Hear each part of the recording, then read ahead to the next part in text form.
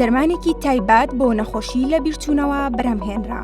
لە ئێستادا و لە تەواوی جیهاندا نەخۆشی لە بیرچوونەوە زەهایمەر بڵاوبوونەوەی بەرچاو بەخۆوە دەبینێت بە جۆرێک ڕۆژ بە ڕۆژ توشبوانی زەهایمەر ڕوو لە زیادبوون دەکەن.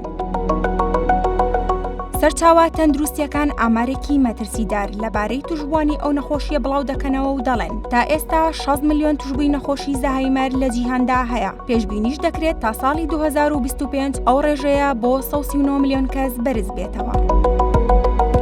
فەرمانگەی خۆراک و دەرمانی ئەمریکا لە ڕاگەیاندراوێکدا ئاماژەی بۆ ئەوە کردووە کە ڕەزامەندیان داوە بۆ بەکارهێنانی دەرمانێک توشبوون بە نەخۆشیەکە دوادەخات و لە سەراتاشدا بۆ ئەو کەسانە بەکاردەهێنرێت کە لە قۆناغی سەرەتایی نەخۆشیەکەدان.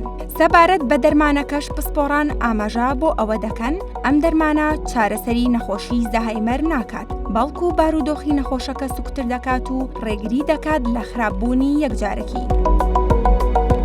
ئەم دەرمانە ناوی لێکێمبیە و بە هاوبەشی لەلایەن کۆمپانیای بیۆجێنی ئەمریکی و کۆمپانیای ئایسای ژاپۆنی بەرهەمهێنراوە. تێچووی بەکارهێنانی یەک ساڵی ئەم بەرهەمە بۆ کەسێکی توشبوو نزیکەی 26,000 دۆلاری دەبێت. پسپۆڕان ئاماژەش بۆ ئەوە دەکەن لە ئێستادا تێچووی ساڵانەی نەخۆشانی زەهایمەر لە سەرانسەری جیهاندا نزیک دەبێتەوە لە 2 تریلیۆن دۆلاری ئەمریکی و پێشبینیش دەکرێت تا ساڵی 2030 ئەم ڕێژەیە بۆ 3 تریلیۆن دۆلاری ئەمریکی بەرز بێتەوە.